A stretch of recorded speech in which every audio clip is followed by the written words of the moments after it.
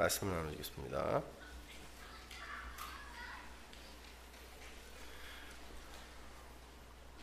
로마서 36번째입니다. 말씀을 맡은 이스라엘, 하나님의 캔버스라는 제목으로 로마서 3장 1절과 2절 말씀 함께 봉독합니다. 그런즉 유대인의 나음이 무엇이며 할례의 유익이 무엇이뇨? 범사에 많으니 첫째는 저희가 하나님의 말씀을 맡았음이니라. 저는 뭔가 전문적인 일을 하는 사람이 열심히 그 일에 몰두를 하고 있는 모습을 볼 때 아름다움이라는 단어를 떠올리곤 합니다. 아름답다. 피아노 앞에서 피아노에 몰입해서 연주를 하는 사람을 볼 때, 또 부엌에서 가족들을 위해 열심히 요리를 하는 어머니들을 볼 때, 또 사무실에서 양손에 전화기를 들고 정신없이 업무를 보는 그런 직장인들을 볼 때, 또 그 중에서도 특히 그림을 그리는 사람이 진지한 얼굴로 스케치북이나 캔버스를 연필이나 물감으로 채워나가는 모습을 보면 저는 정말 경외감까지 느낄 정도. 몇 년 전에, 지금은 시카고에서 아트 테라피스트로 활동하고 있는 제자 윤지원이가 제 초상화를 그려준 적이 있습니다. 생전 처음 받아봤어요. 그림을 좋아하는 저에게 누군가 제 모습이 담긴 그림을 그려준 게 처음이에요. 이제 우리 교회가 그리워서 다시 이리로 이사를 온다고 하는데, 제가 새가족반 때 늘 말씀드리죠. 여름 내내 아르바이트해서 1,000불짜리 체크 하나 끊어가지고 와서 목사님 개척합시다 했던 그 친구예요. 저는 지금까지도 그 그림을 이 세상에서 제가 받아본 선물 중 가장 귀한 선물 중 하나로 여기고 있습니다. 누가 저의 모습을 그려준 것도 처음이어서 그러했지만, 그 그림을 보면 제가 화들짝 놀랄 정도로 저도 모르는 저의 모습, 저의 실체가 잘 묘사가 되어 있는 듯 보여지기 때문입니다. 사실주의 화풍의 그림처럼 모양이 똑같았다는 뜻이 아니에요. 그러면 사진을 찍지 뭐하러 그림을 그립니까? 저라는 사람의 내용이 그 친구의 그림 안에서 설명이 되고 있었다는 말이에요. 그만큼 저를 잘 파악하고 있다는 그런 말이겠죠. 그림이라는 건 항상 모델을 두고 그리게 되어 있습니다. 그래야 현실감이 살거든요. 모델을 두지 않으면 대부분 자기 얼굴을 그리죠. 그런데 모델을 앞에 두지도 않고 정확하게 그 사람을 그려낼 수 있다는 건 그 사람 마음속에 그 모델이 이미 완전히 파악이 되어 있다는 뜻이에요. 그 파악된 대상은 캔버스를 채우는 내용이 되어서 그 화가들의 화풍이나 취향대로 사실주의나 묘사주의, 관념주의나 큐비즘 등으로 각기 다른 모양으로 그려지지만, 그 속에 들어있는 대상의 실체는 하나예요. 아무리 주관에 의해서 대상의 묘사의 변모가 시도되었다 할지라도 그 화가가 파악하고 있는 내용, 그 실체는 하나란 말입니다. 이 역사와 인생이라는 게 바로 그러한 하나님의 캔버스라는 거예요. 하나님은 이 역사의 시작과 끝과 내용과 모양을 이미 정확하게 완성시켜 놓으신 상태예요. 그래야 전지전능이죠. 그건 지금 성취해 가고 있는 과정 속에 있는 게 아니라 이미 완료되어 있어요. 그리고 그 전지전능하신 하나님에 의해서 이 역사와 인생들은 완전히 파악이 된 상태예요. 아담, 하와 마찬가지예요. 하나님도 예측하지 못한 우발적인 범죄를 저지른 게 아니라 하나님께 이미 파악되었던 거고, 아니 엄밀히 말하면 파악 정도가 아니라 그분에 의해 작정되었고 계획되었던 겁니다. 그래야 하나님이에요. 예측도 못하고 자기가 했던 일을 서둘러 수습해야 하는 그런 분은 하나님 아니란 말입니다.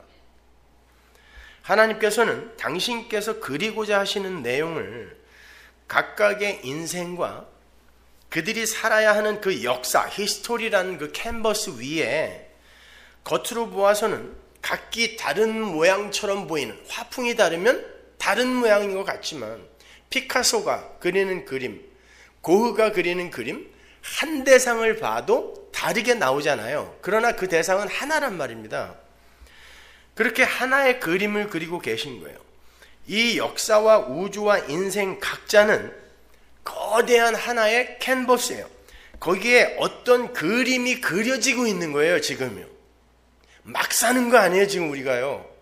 하나님이 뭔가를 그려내고 계시는 거라니까요. 여러분의 인생도 마치 수천 개의 퍼즐이 각기 객체로 막 존재하다가 하나로 모여 맞추어지면 거대한 어떤 그림이 되는 것과 마찬가지인 거예요.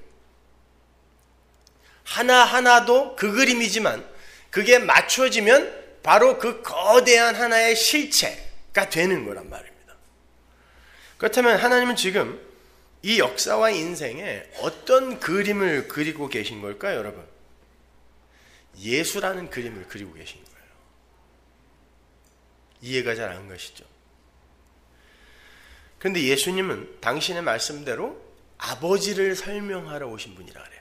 나를 본 자는 아버지를 봤다 그러죠. 그러면 하나님이 예수를 이 역사 속에서 그리신다는 건 하나님 자신을 지금 이 우주와 역사와 인생을 통하여 그려내고 계시는 거란 말이에요. 보이지 않는 영이신 하나님을 보이는 역사와 공간과 인생을 통해서 지금 그려내고 계시는 거예요. 하나님의 백성들에게. 왜 하나님이 주이시며 왜 하나님이 알파와 오메가여야 하는지를 당신의 백성들에게 3D 입체 영상으로 잘 그려서 보여주고 계신 거예요. 절대로 이 우주와 역사와 인생의 주인공은 인간이 아니에요. 여러분의 인생도 여러분 거 아닙니다. 죄송하지만. 하나님이에요. 인간이 하는 일이나 그들의 됨됨에 의해서 상벌이 주어지는 시기에 그 인간 주연의 드라마가 펼쳐지는 곳이 세상이 아니에요. 그건 여러분이 주인공이죠. 여러분이 하는 일과 여러분의 됨됨이와 성숙 정도에 의해 여러분이 상도 받고 벌도 받으면 여러분이 주인공이란 말입니다. 세상은 지금 여러분을 중심으로 돌아가는 게 아니라 하나님을 그려내는 도화지란 말이에요. 하나님이 누구이신가를 그려내는 하나님 주연의 대하 드라마가 펼쳐지는 곳이 바로 이 세상이란 말이에요. 인간들은 조연도 아니고 엑스트라도 아니라 무대 장치예요. 근데 이 기독교마저 인본주의가 돼버리니까 인간들이 주인공이 돼버린 거예요. 아니 주인공은 아니더라도 조연 역할은 해보겠다라는 게 이게 지금 오늘날 기독교가 된 거란 말입니다. 골로새서 1장 15절 보세요. 그는 보이지 아니하시는 하나님의 형상이요 모든 창조물보다 먼저 나신 자니. 이게 창조물보다 먼저 나셨다라는 게 하나님도 예수님도 피조물이라는 게 아니에요. 여호와의 증인들이 요 구절 갖고 예수님도 피조물이다 이렇게 주장을 하는데 그런데 절대 속으시면 안 돼요. 이거 원어로 보면 선지하셨다는 뜻이에요. 먼저 계셨다. 모든 피조물을 창조하시려면 먼저 계셔야죠. 하나님이니까. 그러니까 여러분이 표피적으로 성경을 읽으시면 안 돼요. 표피적으로 읽으면 성경은 도덕적인 이야기, 윤리적인 이야기, 이 세상을 어떻게 하면 효율적으로 경제적으로 잘 사는가 이런 것으로 보여지지만 그 표피 속에 들어있는 진의를 수박 알맹이를 뜨면 그건 다 예수란 말입니다. 그러니까 사람들이 이렇게 표피적인 내용을 갖고 이단들이 우리 교회도 뭐 요즘 이단들이 슬며시 스며들어 와서 쥐새끼처럼 요 사람 저 사람 만나면서 미혹한다고 하는데 속으시면 안 돼요. 여러분들 그런 사람들이 혹시 여러분에게 와서 헛소리들 하면은 성경책 들려서 저한테 보내세요. 제일 먼저. 여러분이 응전하지 마세요. 그 사람들이 가장 먼저 밟고 지나가야 할 게 서문화교회를 그 사람이 흔들기 위해 가장 먼저 밟고 지나가야 할 게 저거든요. 근데 여러분이 응전하시면 안 돼요. 여러분은 흔들릴 수밖에 없어요. 이단들이 얼마나 논리적인지 아세요? 다 넘어가게 돼 있어. 저한테 데리고 오세요. 근데 나는 살살 피해 다니면서 딴 사람들을 그냥 상대 잘못 고른 거예요. 잘못 들어왔어요. 말씀 잘 듣고 회개하세요. 여기서 구원받고 가세요. 당신들이 신천지든 구원파든 여호와 증인이든 지방교회든 아무 상관없어요. 예수 믿으세요. 쥐새끼들 같은. 로마서 11장 36절 보세요. 16절 볼게요. 골로새서 1장 16절. 만물이 그에게 창조되되 하늘과 땅에서 보이는 것들과 보이지 않는 것들과 혹은 보좌들이나 주관들이나 정사들이나 권세들이나 만물이 다 그로 말미암고 그를 위하여 창조되었고, 보세요. 만물의 창조 목적이 나오죠. 여기에요. 누구를 위하여? 예수를 위하여요. 그래서 예수에게서 나온 거예요. 또한 그가 만물보다 먼저 계시고, 이게 선제예요. 먼저 난 게 아니라 만물이 그 안에 함께 섰다. 예수 안에서 존재가 된다는 뜻이에요. 그 안에 섰다라는 건 stand라는 게 아니라. 로마서 11장 36절 보세요. 만물이 그에게서 나왔고, 예수예요. 그로 말미암아 있고 그를 위하여 있습니다. 그에게 영광이 세세 있기를 빕니다. 아멘. 만물의 존재 이유가 뭐예요? 예수 안에서 존재하는 것, 그것만이 하나님과 함께 영원을 사는 하늘의 존재라는 걸 설명하기 위해 이 만물이 존재하는 거예요. 그걸 그려내기 위해서, 당신의 백성들에게 그걸 그려서 설명하기 위해 만물이 한시적으로 존재하는 거예요. 쉬운 말로 예수 안에서 예수를 위하여 예수로 말미암아 존재하는 것이 바로 만물의 하나님 나라의 피조물의 본질적 의미이며 만물의 존재 원인과 목적이다라는 뜻이에요. 예수 없이는 아무리 화려해 보이고 근사해 보여도 그건 다 허상이다라는 것을 설명하기 위해 만물이 존재하는 거예요.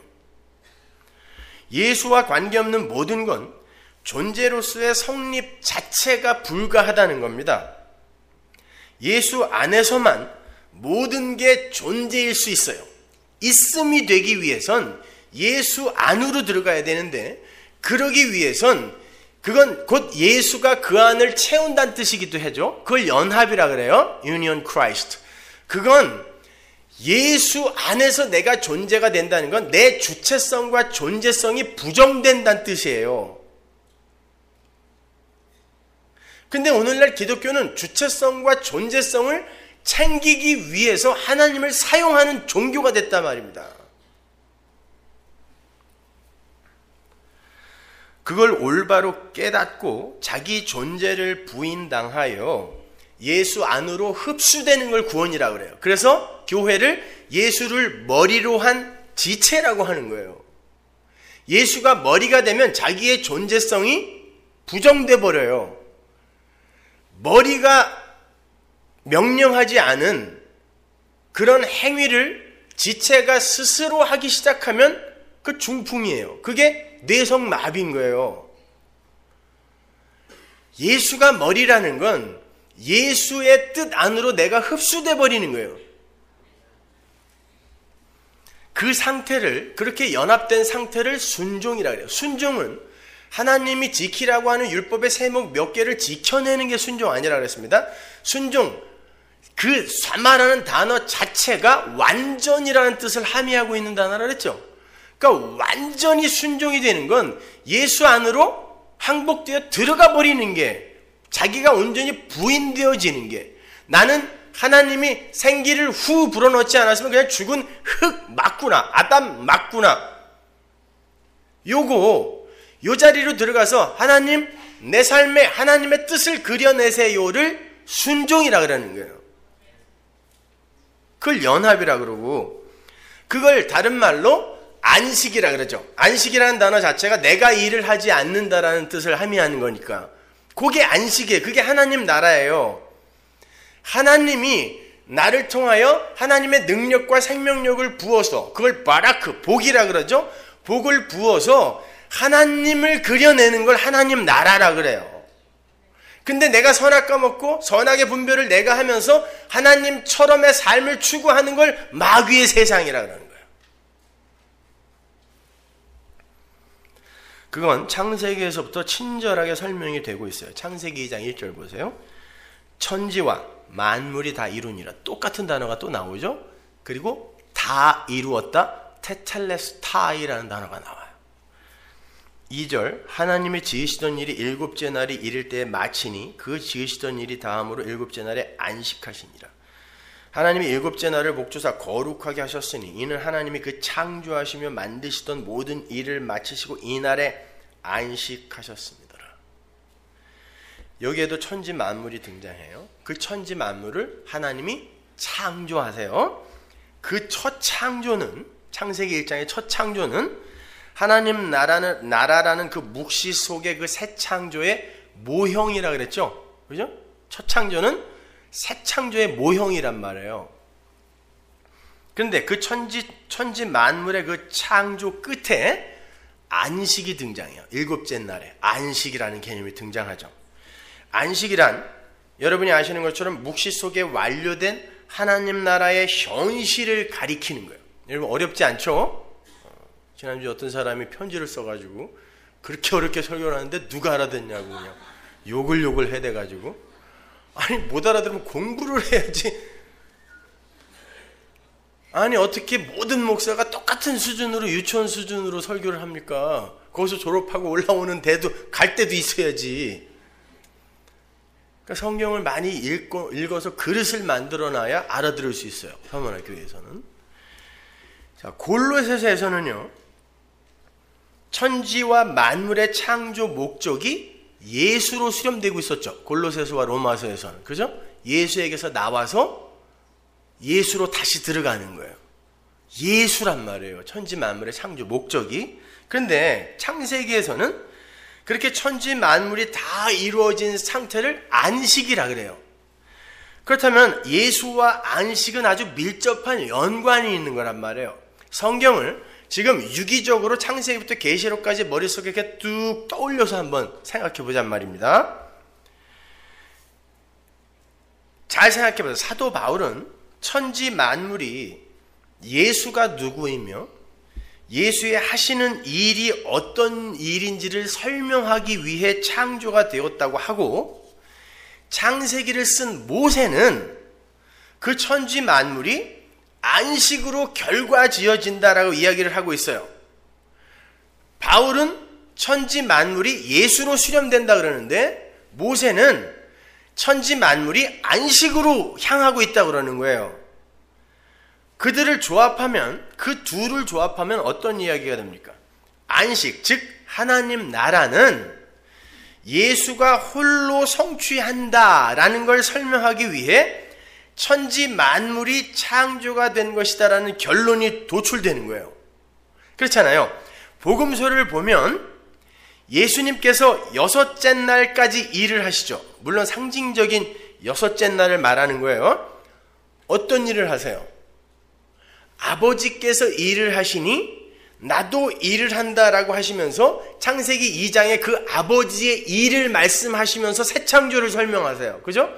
예수님은 지금 새 창조를 이루러 오신 거잖아요.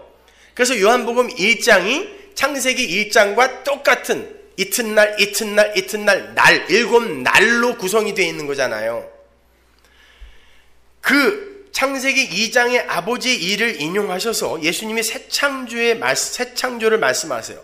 그 새 창조의 일을 여섯째 날에 마치는데, 이게 무슨 말인가 지금 그러실 텐데, 여섯째 날에 마치는데, 여섯째 날은 여러분이 아시는 것처럼 금요일이죠. 안식일이 토요일이잖아요. 여섯째 날은 금요일입니다. 그 여섯째 날 금요일에 어떤 사건이 일어나고 예수님이 그날 죽으신단 말이에요. 그래서 여섯째 날까지 일을 하신다고 제가 말씀드리는 거예요. 창세기와 연관을 시켜서 어떤 사건이 일어나고 그 어떤 일에 의해 뭐가 성취돼요.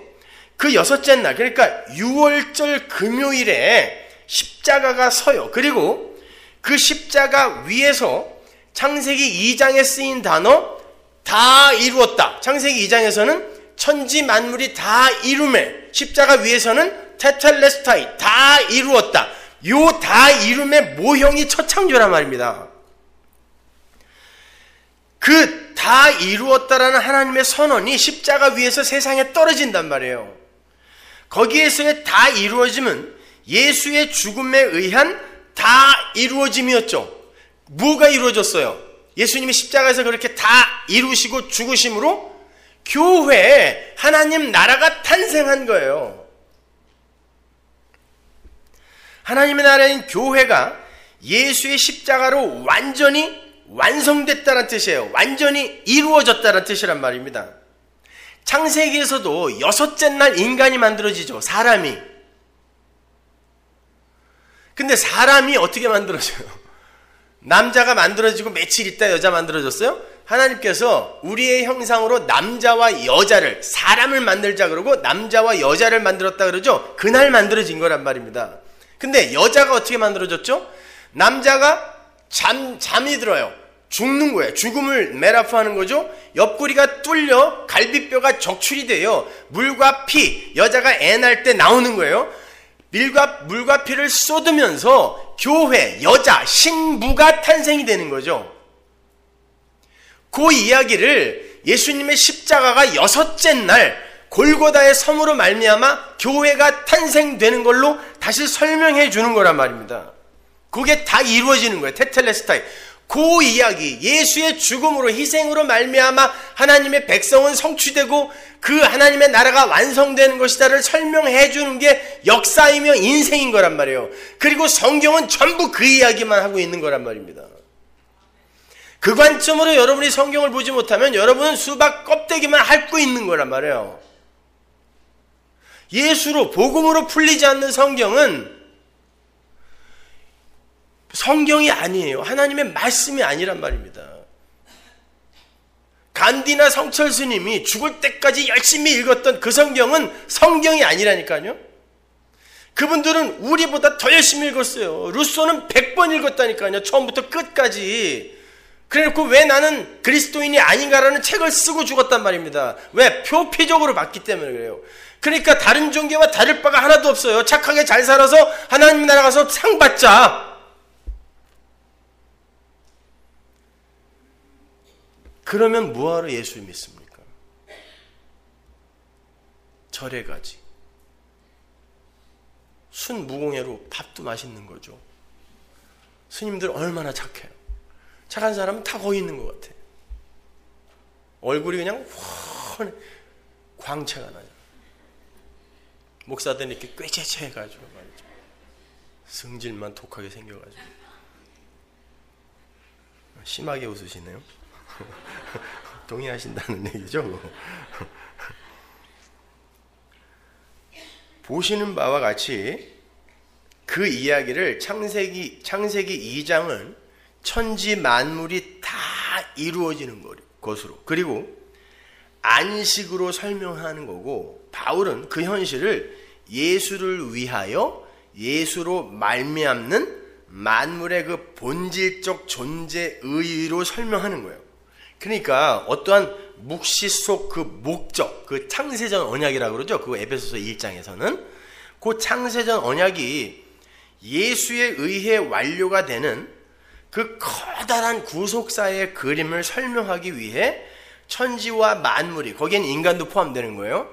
모형으로, 재료로 창조가 된 거고, 그렇게 하나님의 창세전 계획이 오직 예수 그리스도에 의해 완료가 된 상태, 그 상태를 안식이라고 해요. 중요한 건 그 안식이라는 개념은 일하지 않음이라는 내용을 내포하고 있는 개념이라는 거예요. 그거 잊지 마세요. 그래서 율법에서는 안식일에 일하는 자를 돌로 쳐서 죽이라고까지 엄히 금한 거예요. 예수를 설명하기 위해. 하나님 나라는 예수의 십자가에 의해서만, 너희들이 뭐 안 보태줘도 예수 홀로 이루시는 것이다 라고. 옛날 재건파에서는 그런데 이걸 곡해를 해서 짜장면도 못 사 먹게 하고, 뭐 주일날 돈도 못 쓰게 하고, 머리에 파마하고 와도 안 됐어요. 그때는요. 일을 했잖아 얘가. 굽슬굽슬하게. 미련한 짓인 거예요, 그거는. 안식, 하나님 나라는 너희들이 일해서 성취되는 곳 아니고 너희들의 노력으로 운영되고 유지되는 곳이 아니라 하나님에 의해 성취되고 하나님의 은혜로 존재하는 나라라는 걸 계시로 담고 있었던 거예요. 그게 복음이란 말입니다. 그러한 복음이라는 그 전체의 그림이 역사와 인생 속에 그려지는 게 오늘 본문에 나오는 로기온, 말씀이라는 단어가 담고 있는 내용인 거예요. 하나님이 붓을 잡으시고 하나님의 일을 그려내는 모습을 상상하시면 돼요. 그 내용을 로기온, 그래요. 로고스 아니에요. 그건 성경이고, 로기온, 말씀을 맡았다 해서의 로기온은 바로 그거란 말입니다. 그걸 그려내는 자의 자격이나 됨됨이나 조건에 상관없이 하나님이 당신이 그려내는 내용을 로기온이라 그래요. 그걸 맡았다라는 건 나는 도구로 사용되어진다는 뜻이에요. 그러니까 말씀을 맡았다는 건 하나님이 그들을 캔버스로 사용해서 하나님의 언약을 그려내신다라는 말과 똑같은 말이에요. 그리고 그것은 맡은 자들에게 어떤 식으로든 반드시 유익이라는 뜻이에요. 혹자들은 말씀을 맡았다는 걸 준행 의무의 차원에서 설명을 하곤 하는데 그거 아니란 말이에요. 줘놓고 지키나 안 지키나 한번 볼까? 이게 말씀을 맡은 게 아니란 말이에요. 이스라엘은 그 말씀을 지켜낼 재간도 없었고 지켜내지도 못했어요. 그런데 사도 바울이 유익이라는 말을 한단 말입니다. 하나도 안 지키고 예수를 오히려 죽였단 말이에요. 말씀으로 오신 그분을 죽여버렸는데 그들에게 유익이 있다 그러잖아요. 어떤 이는 그 유익이라는 단어를 하나님의 유익으로 해석을 하기도 하는데 원어 본문을 보면 그 유익이라는 단어는 유대인에게 걸려있는 단어지 맡은 자에게 걸려있는 단어지 맡은 자를 수식하는 단어가 아니에요. 분명 맡은 자에게 유익이란 말이에요. 안 믿었는데. 차근차근 설명해 드릴게요. 여러분 이렇게 이 역사와 인생이 예수 그리스도의 십자가 은혜의 그 필연성을 설명해내는 거라면 그 역사와 인생이 어떤 모양으로 그려내고 있어야 돼요? 어떤 모양으로 존재하고 있어야 돼요? 자, 역사와 인생이 예수를 그리고 설명해내는 거예요, 지금. 그러면 그 예수가 오셨을 때, 말씀이 오셨을 때 그 말씀 앞에 있는 자들이 어떤 모양으로 존재하고 있어야 돼요? 구원이 필요한 자로 존재하고 있어야죠. 예수님이 구원자, 예수라는 이름 자체가 내 백성을 죄에서 구원하다라는 뜻이란 말이에요. 그래서 예수가 자기를 설명하기 위해 예수라는 이름을 갖고 왔어요. 하나님이. 그런데 다들 너무 잘하고 있어 여기에. 그럼 내가 여기 왜 온 거야? 이렇게 될 거 아닙니까? 그러면 역사와 인생이 예수를 설명하는 게 아니라 오히려 이 역사와 인생이 예수는 필요 없는 거야. 인간들도 스스로 이렇게 잘하는데 라고 예수를 부정하는 게 되잖아요. 근데 성경은 분명히 역사와 인생이 예수를 설명하고 예수를 위하여 존재한다 그런단 말이에요. 그러면은 이 모든 것이 다 어떤 상태여야 되는 거예요? 구원이 필요한 없음이라는 게 폭로돼야 되는 거예요. 여기에서. 그래서 말씀이 오실 때 그리고 말씀이 떨어질 때 그들이 그걸 즉각 믿어주면 안 된단 말입니다. 심지어 아담조차도 말씀이 떨어졌어요. 먹지 마 그랬더니 먹더라는 거예요. 거기서부터 출발을 하는 거예요. 왜? 하나님을 설명하기 위해. 얘가 먹든 안 먹든 그건 하나님이 관심 없어요. 얘가 이걸 먹어야 먹은 그 없음의 자리, 그건 정령 죽으리라 무투타무투잖아. 없음의 죽음이에요 그거는. 근데 그를 내가 어떤 능력으로 살려내는지 나를 설명하는 게 역사고 성경이지. 이가 내가 주었더니 명령했더니 잘 지켜서 안 먹었네. 아니 얘가 먹었네? 여기에 관심이 없단 말이에요, 성경은요. 근데 이걸 인본주의, 인간 중심으로 읽다 보면은 왜 그때 그걸 먹어가지고 우리가 이렇게 다 원죄에 빠져서 이리로 가는 거예요. 여러분 한 번만 더 깊이 생각을 해보세요, 성경을요. 그리고 하나님에 대해서 한 번만 더 묵상을 해보시란 말입니다. 그렇게 수시로 실수하고 그걸 수시로 메이크업하기 위해 또 다른 계책을 세워야 되는 그게 하나님이에요? 아니란 말입니다, 여러분. 여러분은 성경을 바라보는 관점의 전이, 패러다임 시프트가 반드시 필요해요. 성경을 인간 중심으로 보게 되면 인간이 무엇을 해야 하나님이 기뻐하실 것인가로 자꾸 관심이 쏠리게 돼요. 기특한 것 같죠? 그렇게 보는 게 종교예요. 성경을 하나님 중심으로 보게 되면 하나님은 인간을 통하여 당신을 어떻게 설명하시는가에 관심을 갖게 된단 말이에요. 성경은 후자의 관점으로 봐야 되는 거예요. 자기 부인? 여러분 자기 부인 하니까 그래 나를 부인해야 돼. 아 이거 꾹 참아야지. 저거 한 대 때리고 싶은데 벼르는 거. 그럼 벼르는 거지. 그거 언젠가 터지면 죽어요, 그건요. 자기 부인은 내가 하는 게 아니에요. 자기 부인이라는 것 자체가 없음이란 뜻이에요. 부인, 내가 부인 되니까 나는 없음입니다. 원래 죽은 흙이잖아요, 내가. 하나님이 생기 불어넣지 않았으면 그냥 죽은 흙, 네페시란 말이에요. 원래 없음인 나를 확인해 가는 걸 자기 부인이라 그러지, 어떻게 쓰든지 허벅지를 찔러가며 나를 부인시켜야지. 노력하세요. 그렇게 열심히 노력했더니 잘 안 되죠? 그때 하나님의 은혜가 없었으면 어떻게 할 뻔했는가? 요걸 자기 부인이라 그래요. 내가 해냈어. 나는 해냈어. 쟤는 못했어. 난 담배 끊었어. 쟤는 아직도 피워. 나는 부인된 거고 쟤는 아직도 부인이 안 된 거야. 만약에 그 담배 피는 사람이 하나님 저는 이 담배 하나도 못 끊는 이런 죽은 흙입니다. 하나님 도와주세요. 그리고 뻑뻑 빤다면 걔가 자기 부인 된 거예요. 제발 여러분 그냥 이렇게 표피적으로 그냥 스쳐가는 상식으로 성경을 이해하려고 하지 마세요. 아무튼 구원자 예수, 은혜의 하나님을 설명하고 그려내는 게 이 역사와 인생의 목적인 것이기에 구원을 받을 자들은 구원을 받아야 할 자로 예수를 기다리고 있어야 되는 거예요. 여러분은 죽을 때까지요. 하나님 내가 죄인 중에 괴수입니다. 사도 바울이 말년에 그 고백했죠. 그때 딱 한 번 하고 간 게 아니라 그 사람은 그리로 계속 밀려 내려갔던 거예요. 하나님에 의해서.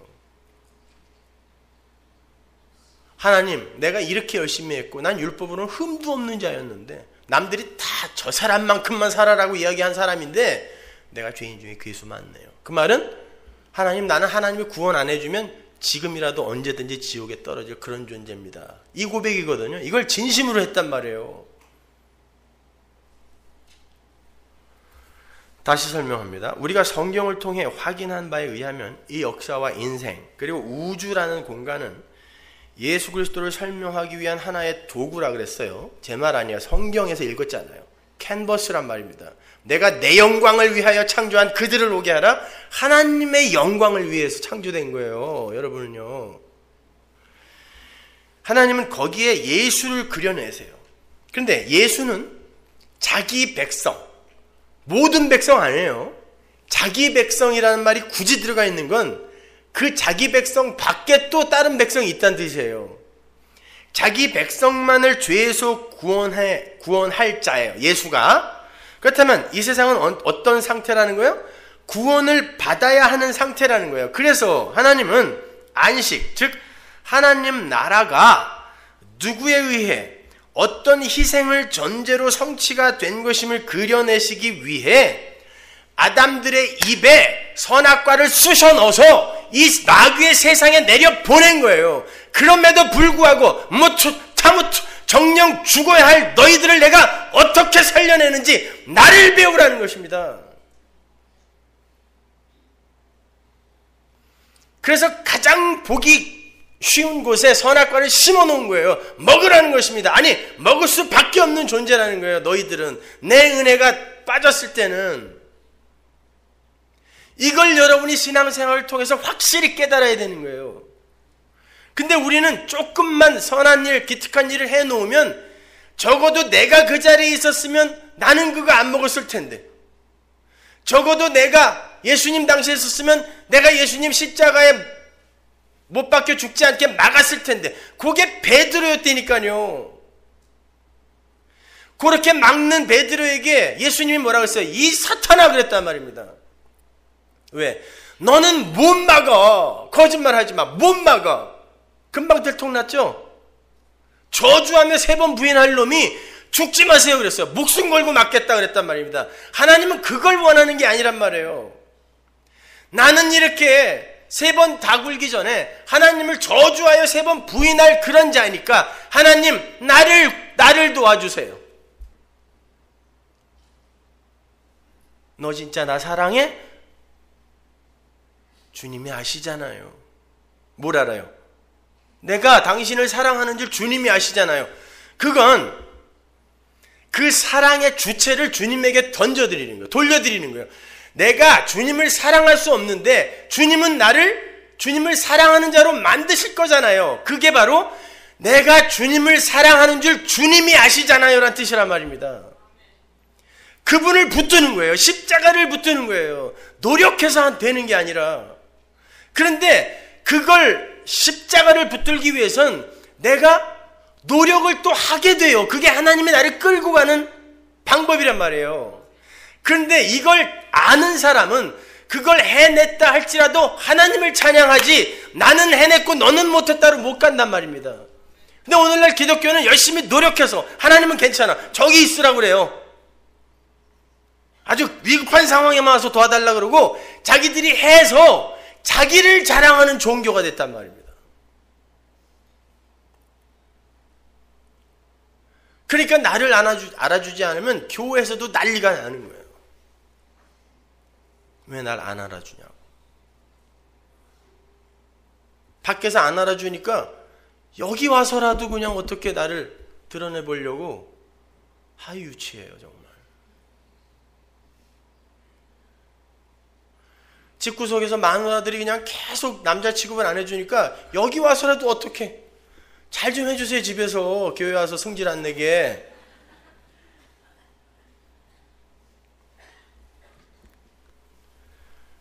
그렇게 하나님의 은혜가 가입하지 않았을 때에 자기 자신들의 실체를 올바로 자각하고 나는 죄인 중에 괴수가 맞고 그래서 마땅히 구원을 받아야 할 자입니다 라는 자기 부인의 고백을 하는 자를 성도라 하는 거고, 여기도 괜찮은데 왜 우리가 여기를 떠나는 구원을 받아야 돼? 애굽에서 나가는 게 구원이거든요. 갈대아우르에서 나가는 게 구원이거든요.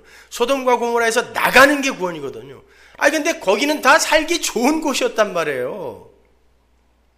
최고의 쾌락이 있고 최고의 재미가 있던 곳들이었단 말입니다. 근데 왜 우리가 여기서 나가야 돼? 아니, 구원이라는 게 이런 걸 더 극대화시켜주는 게 구원 아니야? 이게 민속 메시아 사상이었잖아요. 이 세상에서 우리가 원하는 그 나라를 만들어 달라고. 아니, 여기 괜찮은데 그냥 우리가 원하는 걸 우리 힘을 이용하여 만들어낼 테니까 당신은 그냥 도와주기만 하세요. 요걸 불신자라 그래요. 그 나라가 마귀의 나라인 겁니다. 근데 하나님은 그 지옥 자식들까지도 이 역사와 인생 속에서 직접 그려내시는 분이에요. 로마서 9장 21절 보세요. 토기장이가 진흙 한 덩이로 하나는 귀히 쓸 그릇을 하나는 천히 쓸 그릇을 만드는 구원이 없느냐? 만일 하나님이 그 진노를 보이시고 그 능력을 알게 하고자 하사 멸하기로 준비된 진노의 그릇을 오래 참으심으로 관용하시고 또한 영광 받기로 예비하신 바 긍휼의 그릇에 대하여 그 영광의 부유함을 알게 하고자 하셨을지라도 무슨 말 하리요? 진노의 그릇, 긍휼의 그릇이 따로 만들어져 있단 말이에요. 그리고 거기에다가 하나님의 긍휼을 그려내고 용서를 그려내고 사랑을 그려낸다니까요. 그리고 하나님이 죄를 얼마나 미워하신지를 그려내고 이렇게 하나님은 지옥에 떨어질 자들도 미리 정하셔서 어떤 게 지옥 자식인지를 그들의 인생이라는 캔버스 안에 그려내세요. 저는 지금 뭐 굳이 존 캘빈의 이중 예정을 설명하는 게 아니라 성경의 내용을 읊어드리는 거예요. 그걸 굳이 이중 예정이라 부른다면 시비 걸 생각은 없어요. 하나님은 그렇게 당신 자신이 모든 것의 주라는 걸 만천하에 공포하시기 위해서 이 시간과 공간과 인간이 필요했던 거지, 인간의 구원을 위해서 시간과 공간을 창조한 게 아니란 말이에요. 제발 기고만장하지 마세요. 역사의 주인공은 인간은 아니에요. 그래서 His story인 거예요. 그분의 이야기. His story. 빌립보서 2장 11절 보세요. 8절 보세요. 사람의 모양으로 나타나셨음에 자기를 낮추시고 죽기까지 복종하셨으니 곧 십자가에 죽으심이라. 이러므로 하나님이 그를 지극히 높여 모든 이름 위에 뛰어난 이름을 주사 하늘에 있는 자들과 땅에 있는 자들과 땅 아래에 있는 자들로 모든 무릎을 예수의 이름에 꿇게 하시고 모든 입으로 예수 그리스도를 주라 시인하여 하나님 아버지께 영광을 돌리게 하셨느니라. 예수님을 죽여서 지옥에 있는 놈들까지도 하나님이 주인 맞네요 라는 시인, 고백을 끌어내시는 게 하나님의 목적이란 말이에요. 하나님을 알리시는 거예요. 하나님이 누구인가를. 그러기 위해서는 지옥 자식도 필요하다니까요. 아니 우리는 가만히 있었는데 왜 만들어서 지옥에 넣으세요? 아니요, 그 없음의 자리가 지옥이에요. 제발 불교의 무간지옥 이런 개념으로 지옥을 오해하지 마시란 말이에요. 힘들고 고통스럽고 어려운 곳이 맞아요. 그러나 이 세상에서 여러분이 하나님 없이 사는 게 얼마나 고통스러운지를 안다면 그까짓 지옥은 아무것도 아니에요. 여러분이 그 지옥을 이 세상에서 경험해 본다면 하나님 차라리 내 눈알을 빼세요. 내 껍데기를 벗기세요. 아니 나를 태우세요. 이 말이 나와야 돼요. 하나님 없는 그 삶이 얼마나 고통스러운지를 몰라요. 근데 왜? 쟤들이 주인공이니까. 그러니까 답답한 거예요 이게. 그냥 동화 수준으로 아픈데 안 가기 위해서 예수 믿고 우리가 생각하는 좋은 것, 내가 원하는 게 모두 다 구비되어 있는 그곳에 가기 위해 예수를 믿어요. 뭐 이런 기독교가 다 있어요.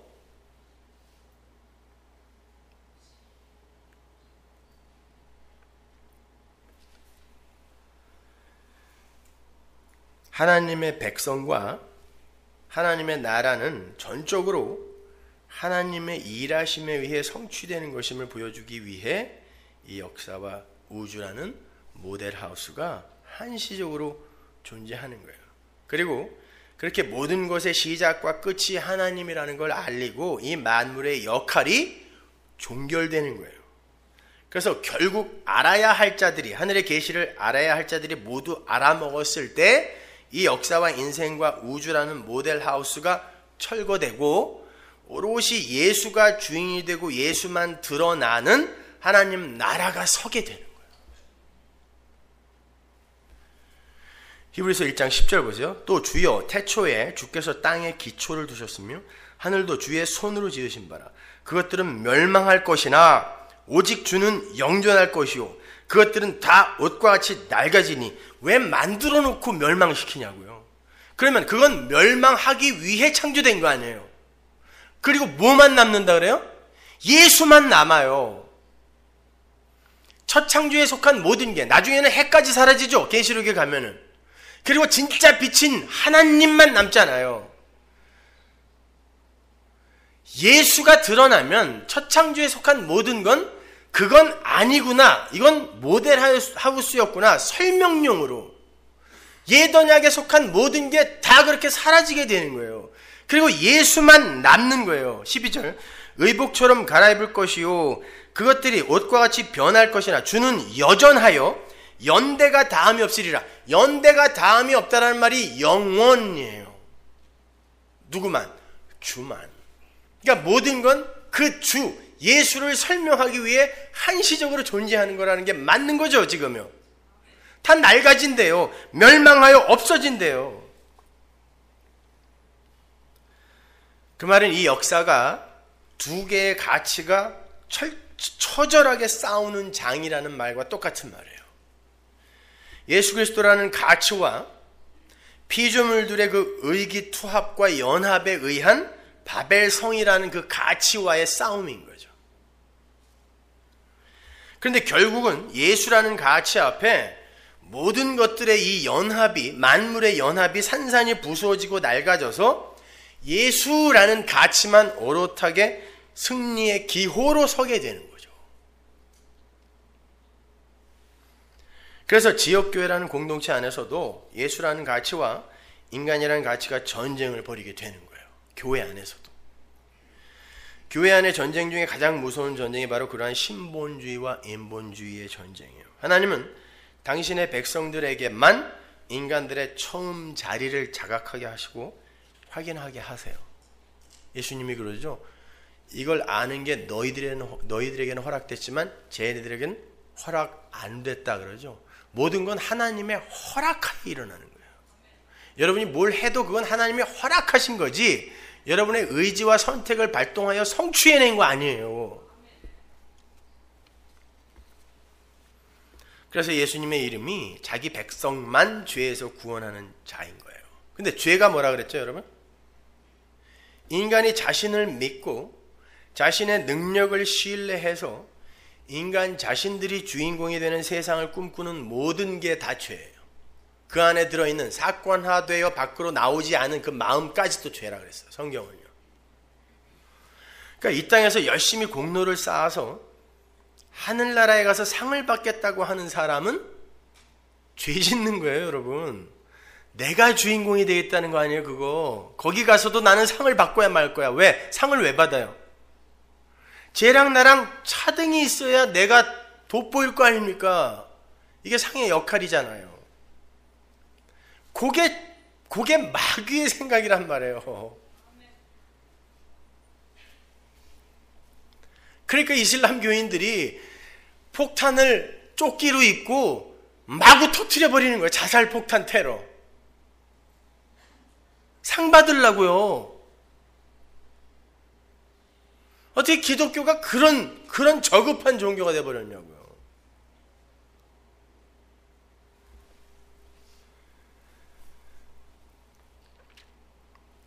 거기에서 구원을 받는 거, 그게 뭐겠어요? 하나님과 관계없이 이 역사와 인간들이 내어놓는 모든 게 비록 선해 보이고 신실해 보인다 할지라도 다 배설물이군요. 우리 안에서 예수가 행하시는 그 일만이 진짜 가치이고 선이고 의지, 인간들이 만들어 놓은 그 어떤 것도 다 배설물이군요. 요거를 아는 걸 구원받은 자라고 하는 거예요. 빌립보서 3장 2절 보세요. 개들을 삼가하고 행악하는 자들을 삼가하고 손할례당을 삼가라. 하나님의 성령으로 봉사하며 그리스도 예수로 자랑하고 육체를 신뢰하지 아니하는 우리가 그 할례당이라. 그러나 나도 육체를 신뢰할 만하니 만일 누구든지 다른 이가 육체를 신뢰할 것이 있는 줄로 생각하면 나는 더욱 그러하리니 내가 8일 만에 할례 받고 이스라엘의 족속이요 베냐민의 지파요 히브리인 중에 히브리인이요 율법으로는 바리새인이요 열심으로는 교회를 핍박하고 율법의 의로는 흠이 없는 자로다. 완벽하게 살았다는 거예요. 그러나 무엇이든지 내게 유익하던 것을 내가 그리스도를 위하여 다 해로 여길 뿐더러 또한 모든 것을 해로 여김은 내 주 그리스도 예수를 아는 지식이 가장 고상함을 인함이라. 내가 그를 위하여 모든 것을 잃어버리고 배설물로 여기면, 이 배설물 똥이라는 얘기예요. 모든 영양분이 다 빠져나간 헛것. 그리스도를 얻고 그걸 알게 되자 그리스도가 얻어지더라는 거예요. 율법은 바로 그 역할로 주어진 거란 말이에요, 여러분에게. 그걸 지켜내면 내가 그걸 차곡차곡 카운트해서 상을 줄게가 아니라 그걸 지키건 못 지키건 그것으로 우리는 예수를 알게 되기 때문에, 그렇기 때문에 우리에게 유익인 거예요. 그러므로 여러분은 성경을 대하실 때 죄라든지 구원이라든지 은혜라든지 이런 것들의 개념을 국어사전의 개념으로 동화책 수준으로 이해하시면 안 돼요. 죄라는 건 단순히 인간들이 합의하고 정의해 놓은 도덕과 윤리 그리고 사회법이 요구하는 어떤 행위 규범을 잘 준수하지 못하는 걸 말하는 게 아니라 그랬어요. 인간들은 얼마나 이 교묘하고 교활한지 그런 거 몇 개 정해놓고 요거만 안 하면 잘 사는 거, 착하게 사는 거라고 지들끼리 정해버렸단 말이에요. 근데 하나님은 안 그래요. 지나가는 여자 보고 음욕만 품어도 간음이라 그래요. 그리고 그건 돌로 쳐서 죽여버리라 그런단 말입니다. 근데 인간들이 아니야, 사건화되어 저질러지지 않은 것까지 어떻게 벌을 하겠어라고 자기들끼리 합리화를 시킨단 말이에요. 근데 우리는 그걸 죄라고 알고 있어요. 지금까지도. 그리스도인이라는 사람들까지도. 성경이 말하는 죄는 하나님이 하나님의 영광을 위해 창조한 피조물이 자기의 영광을 위해서 살 때 다 죄예요. 그게 죄인이에요. 그것이. 그러니까 죄는 하나님과 인간 사이의 종적인 관계 속에서만 그 개념 성립이 가능한 거예요.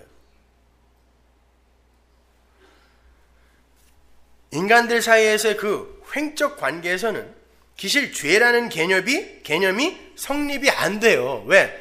서로 자기들의 서로의 영광을 위해서 살 의무가 없어요. 근데 하나님과 우리의 관계는 우리는 하나님의 영광을 위해서 살아야 되는데 우리가 우리의 영광을 위해서 살 때 그걸 죄라고 한단 말이에요.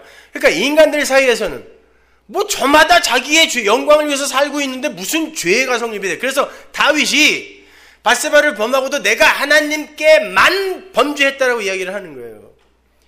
나는 그동안 착하게 살았는데 그게 착한 게 아니었군요. 진짜 착함과 진짜 죄가 뭔지를 내가 알게 되었습니다. 이 일로 인하여. 그래서 사도 바울이 지금 말씀을 맡은 자들의 이야기를 하면서 그 시편 51편을 인용해다 쓴 거라 그랬잖아요. 하나님은 그렇게 일하시는 분이다라는 걸 설명하기 위해서 3절 4절이 거기서 인용된 거란 말입니다.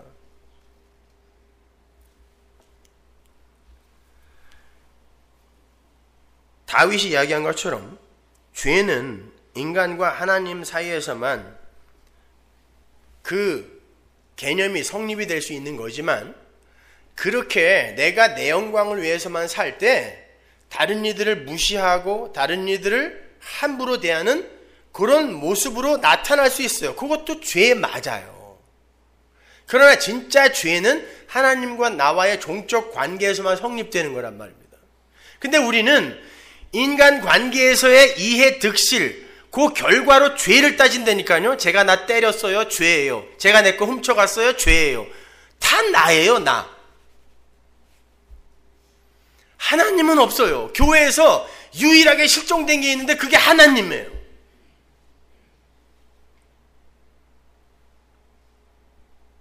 버리라고 한 율법은 덕지덕지 다 끌어다 모아놨는데 진짜 계셔야 할 하나님만 없어졌어요. 교회에서.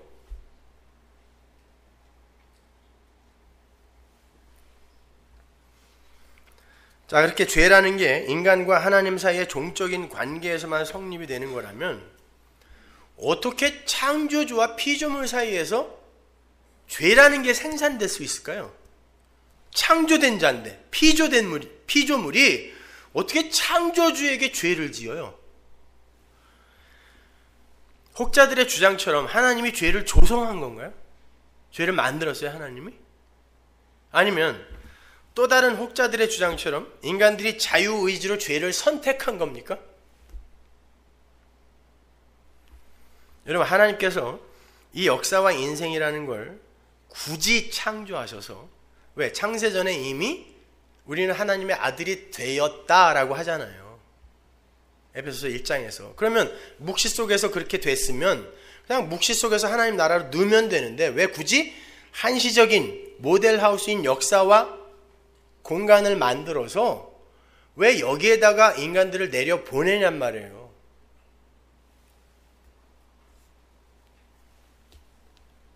그 이유는 완성된 하나님 나라 속에서의 하나님 나라 백성들의 그 위상이 얼마나 대단한 것임을 암시하는 거예요.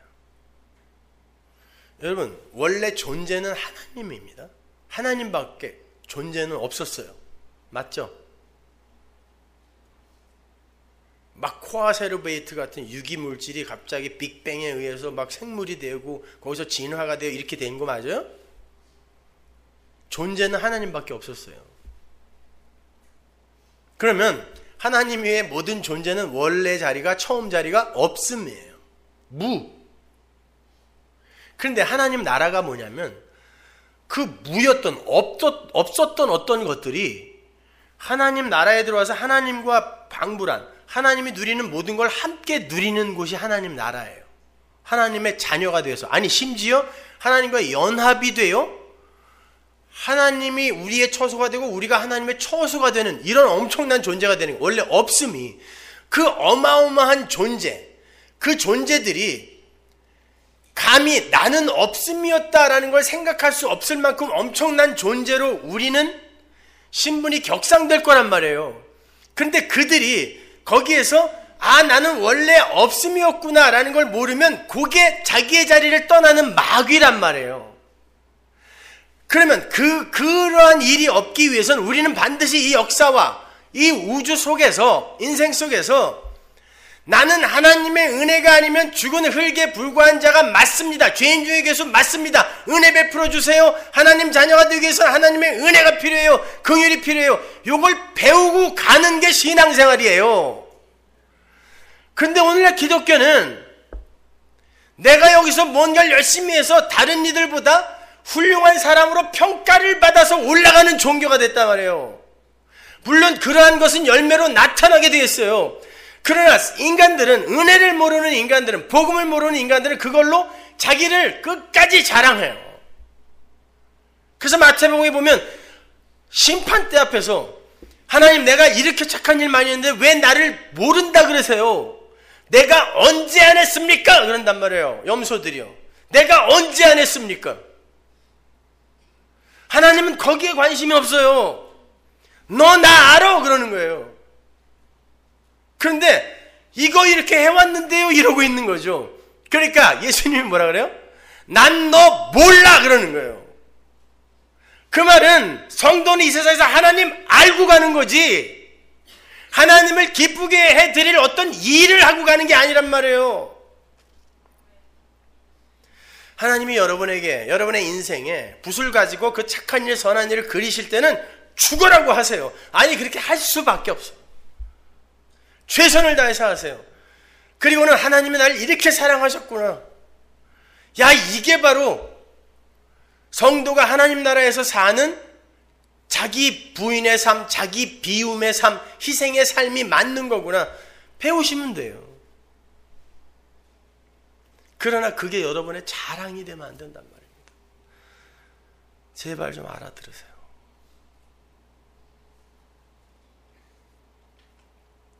이 기독교 역사, 교회사가 계속 인간 중심으로 여태까지 이렇게 2000년 동안 흐르다 보니까 아무리 은혜를, 십자가를, 피를 이야기해도 알아듣는 사람이 드문 거예요. 그러니 예수님이 말씀하시죠. 내가 다시 갈 때 믿음을 보겠느냐. 믿는다고 하는 인간들은 많은데 진짜 믿음이 없는 거예요. 믿음은 뭐예요? 나는 아니니까 도와주세요.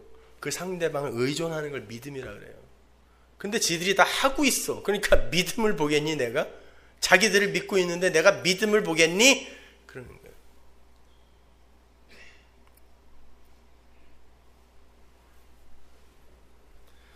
여러분, 이 역사와 인생은 이미 이루어진 것에 대한 이해와 설명용인 거지 여기에서 행해지는 행위와 업적과 공로에 의해서 결과가 변하고 도출되어지고 생산되어지는 게 아니에요. 그래서 하나님은 당신의 백성들을 혼돈과 공허와 흑암에서부터 출발시키는 거예요. 여기에서 그건 없음이잖아요. 혼돈과 공허가 뭐라고 했어요? 혼돈은 there's no structure. structure가 구조물이 없어. 공허는 emptiness. 구조도 없고 그릇도 없고 내용도 없으면 없음이지 뭐. 그게 혼돈과 공허예요. 근데 거기에서 하나님의 말씀이 뚝 떨어지니까 뭔가가 생기더란 말이에요. 창조가. 근데 왜 거기서부터 출발시키냐고요. 하나님이. 네, 하나님이 혼자 다 하셨다 가르쳐주기 위해서예요. 그래서 혼돈과 공허에서 출발하는 거예요. 그리고 애굽에서 출발시키는 거예요. 애굽은 이스라엘이 가고 싶어 간 게 아니라 하나님이 아브라함에게 약속하시면서 내가 보낼 거야 그러고 보낸 거예요. 그리고는 거기에서 나오는 게 구원이다를 가르쳐 주세요. 근데 나오면 고생 직사게 하는 거예요. 애굽은 세상, 죄악의 세상의 모형이죠. 애굽은 노아의 세 아들 중에 저주받은 함의 후손들이 세운 나라입니다. 함은 덮으심의 은혜를 모르는 자의 모형이죠. 하나님께서 노아의 방주를 사용하여 노아를 구해낸 건 노아가 뭐가 잘나서가 아니라 하나님이 은혜를 부어, 그래서 노아의 얘기가 은혜로 시작이 되는 거죠. 그냥 덮은 거다, 거저 덮은 거다를 설명하기 위해 노아를 뻘거벗겨서 술 취한 자로, 죄인으로, 에덴 동산에 선악과 따먹은 아담으로 확 폭로시키고 셈이 그걸 그냥 덮어버림으로 말미암아 이게 복음이다를 설명하는데 함은 벗었네? 야, 그렇게 살면 돼? 이게 율법이잖아요. 요게 애굽이란 말입니다. 거기서 건져내요. 아니야, 니네는 하나님이 덮어서 거저 없음인데 그냥 살려내신 게 복음이야를 설명하는 게 그게 복음이잖아요. 그게 구원이잖아요. 그래서 애굽으로 넣어서 거기서 건져내 버리는 거란 말입니다. 거기에서는 인간들의 노력과 열심에 의해서 인간들이 원하는 것이 차등 있게 주어지죠. 애굽에서는. 그죠? 생각해보세요. 그들이 원했던 게 뭐예요? 부추와 마늘과 고기죠. 어떻게 하면 먹을 수 있어요? 종살이 열심히 하면 먹을 수 있어요. 요걸 마귀의 나라라 그래요. 종들은 자기가 한 성과에 의해 반대급부를 챙길 수 있는 게 종이에요. 이게 마귀의 나라란 말입니다. 그래서 주님이 그러는 거야. 난 너희들이 이제 종이라고 하지 않을 거야. 근데 이스라엘은 애굽에서 나와서 하나님이 거기서 건졌더니 종살이 때 먹던 그걸 계속 달라 그래요. 하나님은 그거 아니라고 거기서 건져냈더니 그때 그거 달라 그러는 거예요. 왜? 하나님이 은혜로 주는 만나는 맛이 없어요. 내가 중심이니까 내 입맛대로 찾는 거예요. 이게 큰일 나는 겁니다. 그러니까 기도를 해도 전부 나, 내 거, 내 가족, 내 교회.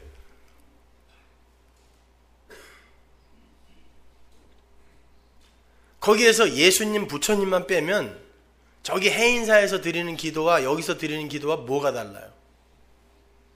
이름만 빼면.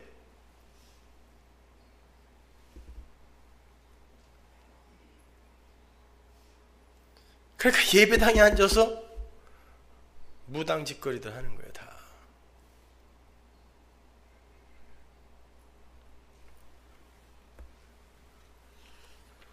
이스라엘은 구원을 받고도 구원의 의미를 올바로 이해 못했다는 거예요. 분명히 어린 양의 피로 아무 공로 없이 거저 구원받았어요. 임방과 문설주에 그 피를 발랐더니, 우슬초로 발랐더니 살았어요. 그러면 구원이 이거구나 알아야 되는데 인간들은 못 알아먹는단 말이에요. 거기에 40년 광야 생활이 필요한 거예요. 이게 여러분의 인생이에요. 이게 역사란 말이에요.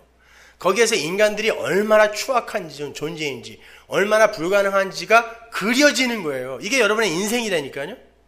그래서 결국 옛사람, 옛세대가 다 죽는 거예요. 이게 여러분의 인생이에요. 그래서 계속 지리멸렬 죽어가는 거예요, 여러분이요. 이건 점점 성숙하고 발전해야 되는데, 예수를 알면 알수록 내가 불가능한 존재라는 게 점점 드러나. 이게 옛사람이 죽는 거예요. 그리고 이 세대, 새 사람이 그냥 은혜로 여호수아, 예수, 똑같은 이름이죠. 예수 앞세워 거저 하나님의 나라 들어가는 거예요. 그거 깨닫고. 나는 안 되네요. 하나님 도와주세요. 그러니까 은혜의 왕 예수가 와서 끌고 가는 거야. 나를 따르라. 여러분, 그게 구원이란 말입니다.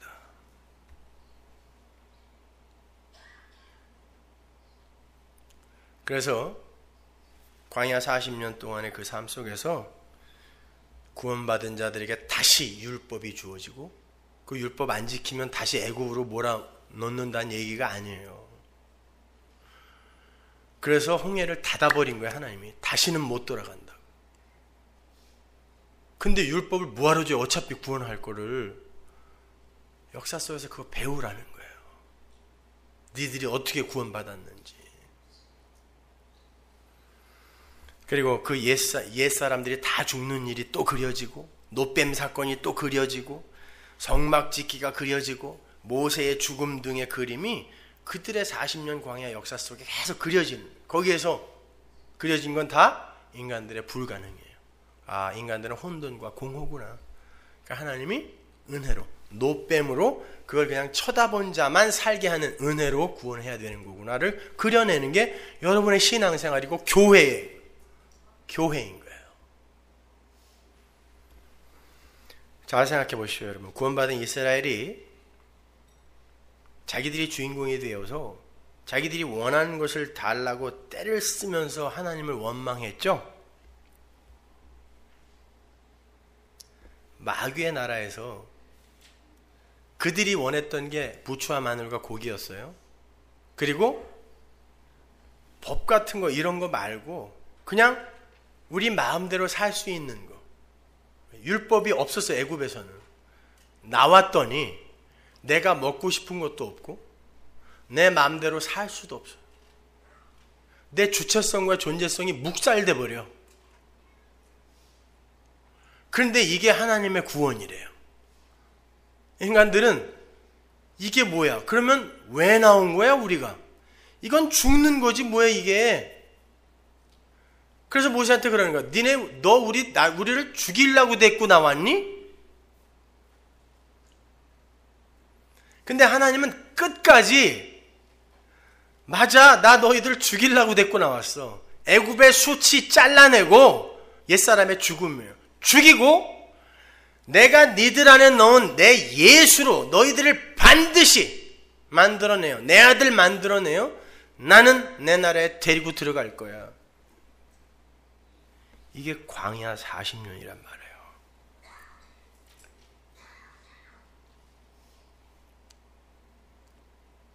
여러분의 인생 속에 부추와 마늘과 고기가 아닌 만나가 이제 쏟아집니다.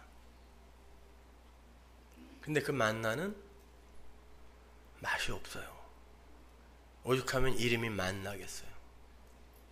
맛있어서 만나가 아니라 What is this? Nothing. 이게 만나예요. 이건 뭐야? 아무것도 아니네. 아니 구원받아가지고 광야에 나왔으면 뭔가 좋은 게 올 줄 알았더니 이건 뭐야? 아무것도 아니네. 이게 만나예요. 이건 뭐야? 구원받았다고 뭐 하나님이 꽤나 뭐 도와줄 줄 알았더니 병도 안 고쳐줘. 사업이 안 되는데 부자도 안 만들어줘. 기적도 안 일어나.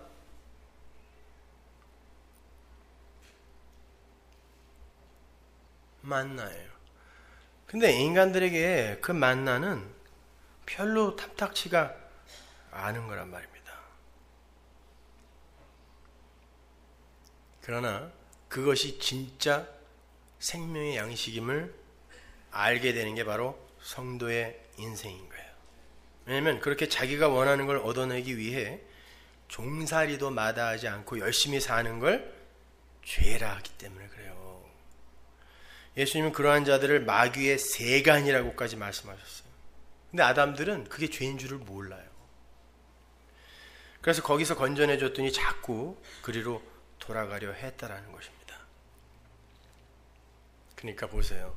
구원받은 하나님의 백성들을 광야에서 계속 끌고 다니면서 그들에게 뭘 가르치신 거예요? 하나님이 애굽이나 니들이나 똑같아. 이거 가르치신 거예요. 니들이 뭐가 잘나서 구원한 게 아니라 애굽이나 니들이나 똑같아. 마찬가지예요. 여러분이나 세상 사람들이나 뭐가 달라요? 그 사람들이 더 착하지. 심지어 난 요즘 교계 신문들 이렇게 보면은 창피해서 얼굴을 못 들겠어. 웬 싸움들을 그렇게 하는지 말이죠. 교회가 아주 기도 제목이 됐어요. 세상의 기도 제목. 세상 사람들이 합심하여 철야 기도하게 생겼어요. 지금 교회를 위해.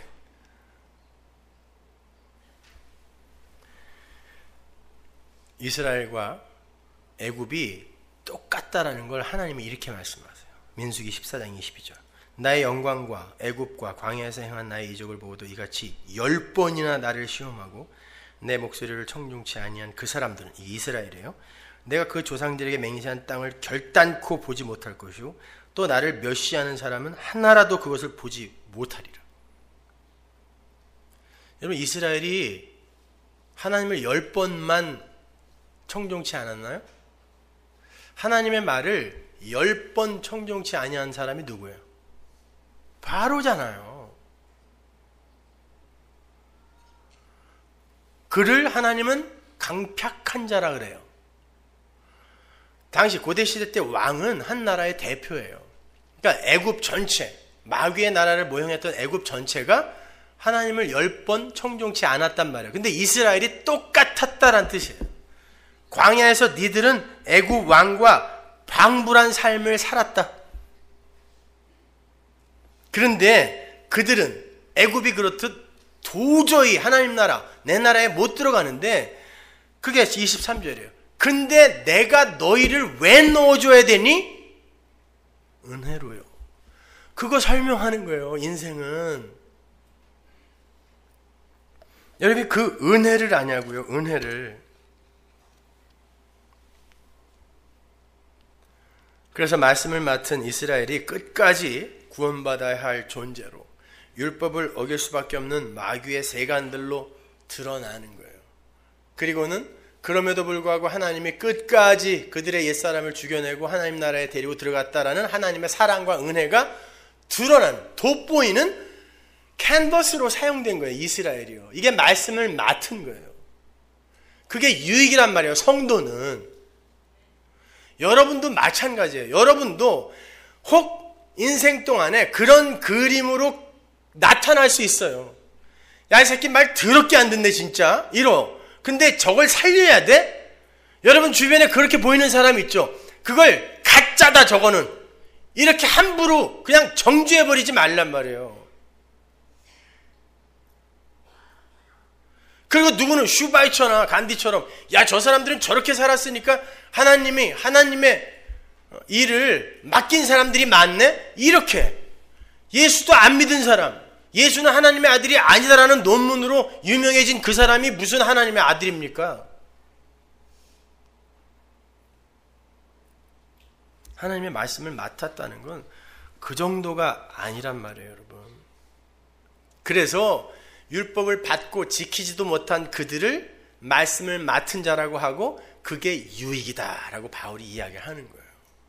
어렵죠? 그래서 로이드 존스가 성경에서 제일 어려운 부분이 여기라고 이야기한 거예요. 성경에서 제일 어려운 부분이 여기다. 그러한 애굽은요, 창세기의 에덴 동산에서부터 미리 암시되고 있어요. 하나님은 최초의 하나님 백성인 아담과 하와의 입에 선악과를 물려서 밖으로 쫓아내시는 것에서부터 구원이 무엇이며 은혜가 무엇인지를 그들의 인생과 그들이 엮어내는 역사를 통해 그려내세요. 선악과를 물고 마귀의 종이 되어서 자신들이 좋아하는 그 보암직도 하고 먹음직도 하고, 보암직도 하고 뭐야? 안목의 정욕, 먹음직도 하고, 육신의 정욕, 보기에 우리를 지혜롭게 할 만도 하고, 이생의 자랑, 요걸, 그런 것들을 추구하면서 오직 자신들의 그 하나님처럼 되자 그래서 먹었잖아요. 그 하나님처럼의 그 삶에만 관심을 두고 있는 그 아담들의 그 무화과 나무 잎사귀 옷을 손수 찢어버리고 당신의 아들의 피로 짠 의의 흰 옷을 입혀내는 게, 그 입혀내시는 은혜의 그림이 에덴 동산에서부터 그려지고 있는 거예요. 여러분의 인생까지 그 그림이 계속 반복되어 그려지는 거예요. 아니, 이걸 다 역사를 다 꿰어 맞추면 은혜, 예수, 십자가, 그거밖에 없어요. 마찬가지예요. 예수님께서 이 땅에 육신을 입고 오셔서 예수 그리스도의 십자가와 하나님의 은혜의 필연성을 그려내실 때 하나님의 백성들을 모형하고 있던 이스라엘이 빛이 왔는데 빛을 못 알아보는 어두움이었다 그러죠. 내 백성인데 내 백성이 나를 못 알아보더라. 근데 결국 교회를 만들어내고 가셨단 말이에요. 요한복음 1장 5절. 빛이 어둠에 비치되 어둠이 깨닫지 못하더라. 그가 세상에 계셨으며 세상은 그로 말미암아 지은 바 되었을 때 세상이 그를 알지 못하였고 자기 땅에 오매 자기 백성이 영접지 아니하였으나 그러나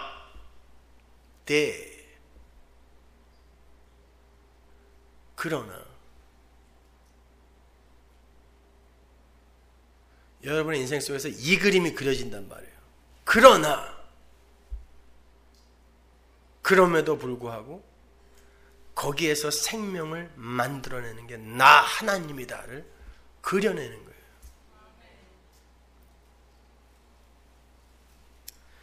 또 반복합니다. 하나님은 그 어두움 중에서 당신이 선택하신 어떤 자들에게 복을 부으셔서 그들의 눈과 귀를 열어 그들의 처음 자리를 확인하게 하시고 왜 하나님 나라의 백성들은 예수에 의해서만 말미암게 되는가를 그려내시는 거란 말이에요. 마태복음 13장 14절 보세요. 이사야의 예언이 저에게 이루었으니 일러스되 너희가 듣기는 들어도 깨닫지 못할 것이요 보기는 보아도 알지 못하리라. 이 백성들의 마음이 완악하여져서 그 귀는 듣기에 둔하고 눈은 감았으니 이는 눈으로 보고 귀로 듣고 마음으로 깨달아 돌이켜 내게 고침을 받을까 두려워함이라 하였느니라. 하나님이 막아놓은 자는 못 봐요. 못 들어요. 그러나 너희 눈은 봄으로 너희 귀는 들음으로 복이 있도다. 이렇게 자신들의 처음 자리를 온전하게 확인시켜주기 위해서 당신의 백성들에게 주신 것이 율법이며 할례였단 말이에요. 지키라고 준 게 아니라 우리는 죄인 많네요. 하나님 생기 불어넣어 주세요. 요 고백하라고. 로마서 3장 18절. 우리는 율법에 있는 모든 말씀이 율법 아래 사는 사람에게 말한 것임을 압니다. 그것은 모든 입을 막고 온 세상을 하나님 앞에서 유죄로 드러내시려는 것입니다. 지켜서 상 받으라는 게 아니라 니들은 유죄다 이거 드러내기 위해서. 그러므로 율법을 지킴으로써 하나님 앞에서 의롭다 인정받을 사람은 아무도 없습니다. Nobody. 율법으로는 죄를 인식할 뿐입니다. 그렇죠? 하나님께서 당신의 백성들의 처음 자리, 난 죄인이며 구원이 필요한 자가 맞습니다 라는 걸 확인시키기 위해 주신 게 율법이라고 그러고 그걸 신약에서는 뭐라 그래요? 율법이란 단어가 신약에서는 성경이란 단어도 쓰이고 그건 말씀이란 단어도 쓰여요. 따라서 이런 결론이 나는 거죠. 구약의 율법이나 할례 그리고 성경의 모든 말씀은 예수 그리스도를 나타내고 설명하며 최종적으로 성취된 하나님 나라의 모든 원인과 결과를 그리로 집중시키기 위한 도구였던 거지 그걸 지켜서 하나님께 올라오라고 준 게 아니란 말이에요. 그걸 출애굽 광야 시대의 만나와 안식일로 설명해 준 거예요. 요한복음 6장 48절. 내가 곧 생명의 떡이로라. 너희 조상들은 광야에서 만나를 먹었어도 죽었거니와 이는 하늘로서 내려오는 떡이니 사람으로 하여금 먹고 죽지 아니하게 하는 것이니라. 나는 하늘로서 내려온 산 떡이니 사람이 이 떡을 먹으면 영생하리라. 나의 줄 떡은 곧 세상의 생명을 위한 내 살이로라 하시니라. 출애굽 광야에서 이스라엘에게 내려왔던 그 만나라는 건 하나님의 택하신 백성들에게 주어지게 될 예수 그리스도라는 은혜의 그 하늘 양식을 모형하던 거였어요. 분명해요, 그건요. 그죠? 예수님이 하신 말씀이니까. 그래서 예수님이 그들에게 만나를 준 이유를, 하나님이 그들에게 만나를 준 이유를 신명기 8장에서 사람은 떡으로만 사는 게 아니라 하나님의 말씀으로 사는 것이다를 가르쳐 주기 위해서라고 이야기하는 거란 말입니다. 성경은 그 예수 그리스도를 하늘의 양식이라고도 표현하지만 요한복음 1장에서는 말씀이라고도 이야기한단 말이에요. 율법, 할례, 이게 말씀이거든요. 예수, 말씀, 만나, 율법 다 같은 걸 상징하고 있어요, 지금요. 그런데 왜 구약의 율법으로는 사람들이 다 저주받아 죽고 신약의 그 율법의 본체, 예수, 그 신약의 율법으로 오신 예수는 어떻게 살리냔 말이에요. 이게 키포인트란 말입니다. 만나에만 한번 집중해서 설명해 드릴게요. 어떻게 그 만나가 예수 그리스도를 그려내고 있었죠? 하나님께서 이스라엘에게 6일간 일을 하게 하세요. 광야에서. 그죠? 이스라엘은 광야에서 머물러서 농사를 지을 수가 없었어요. 수시로 텐트 걷어 그럼 가야 되니까. 그럼 무슨 일을 해야 돼요? 신발 만들어야 되나? 아니, 신발은 해지지 않았어요. 옷, 의복 해지지 않았어요. 뭐 해야 돼요? 날씨 여기처럼 따뜻해요. 대단하게 땔감 같은 거 없어도 돼요. 무슨 일을 시켰어요? 6일 동안. 아니, 광야에서 율법 주잖아요. 안식일날 일하지 마. 무슨 일 하지 말라는 거예요. 그들이 6일 동안 무슨 일 했어요? 만나 거두어 드리는 일 했어요. 그리고 안식일날 그거 하지 마 그랬어요. 그거 하지 마. 하면 죽여. 그럼 만나가 뭐라고 했어요? 말씀, 율법, 예수예요. 6일 동안의 삶, 여러분의 역사예요. 안식, 7이 묵시고 안식이란 말이에요. 거길 들어가기 위해 6일 동안의 역사를 여러분이 사는 거예요. 예? 근데 이 동안에 뭘 해야 되냐면, 예수님이 그러죠. 우리가 무엇을 해야 합니까? 하나님의 일이 뭡니까? 그러니까 예수님이 하나님이 보내신 자를 믿는 거다 그랬죠. 그럼 예수를 여러분이 이 세상에서 지금 믿는 자가 되는 게 하나님의 일을 하는 건데, 예수를 믿는다는 건 내가 하는 일은 하나님 나라에 가는데 전혀 쓸모가 없다는 걸 인정하는 거죠. 그러면 6일 동안 만나를 끌어모으는 건 뭐라 그랬어요? 예수를 내 힘과 노력으로 붙들려고 끌어모으는 거예요. 그리고 먹는 거예요. 먹고 에너지 삼아 안식으로 가겠다는 거죠. 정작 하나님은 안식일에 그 만나를 끊어버렸어요. 그리고는 그 전날 거저줘버려요.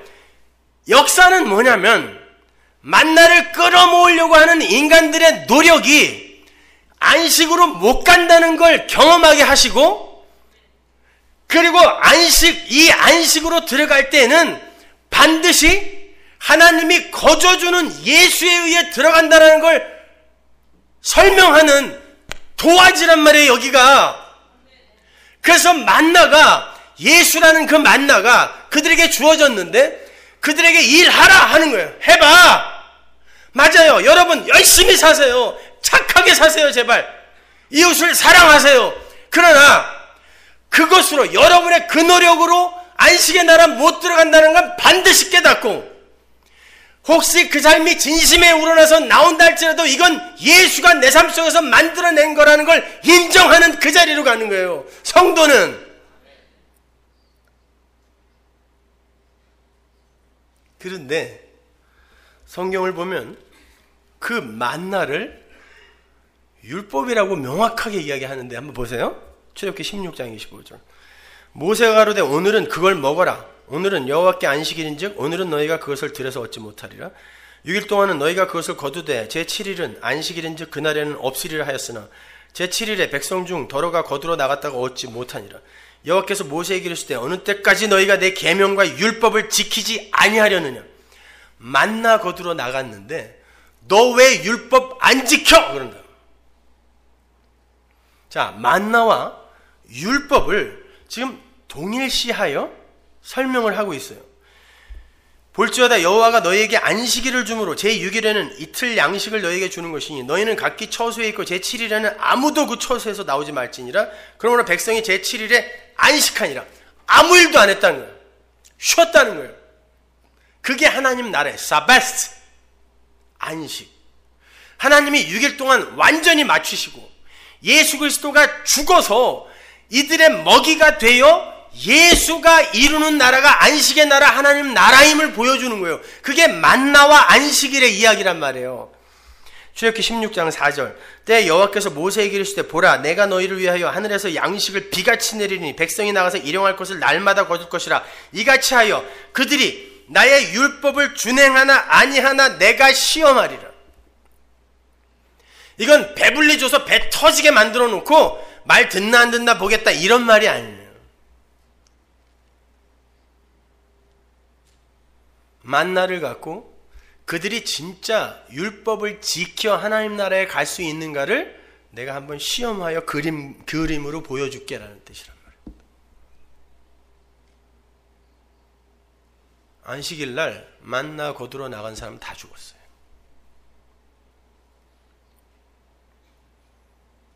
여러분 그걸 불신앙이라 그래요.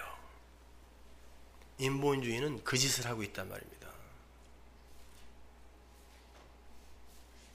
그래서 집 팔아서 헌금하고 론해서 미리 11조 땡겨내고. 왜? 복 받으려고 그래요. 상 받으려고. 헌금은 내는 만큼 손해예요. 그거 반대급부로 여러분에게 안 주어져요. 그러나 그로 말미암아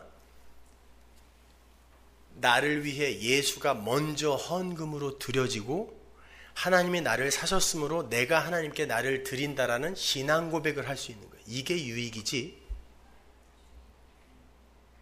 빚내서 미리 땡겨서 내면 하나님이 계산해서 10배로 튀겨주는 거, 그런 기독교 없어요. 야, 헌금하는 거 이거 손해다라고 생각하면 헌금하지 마세요. 그런 사람은 헌금하고 죄 짓는 거예요.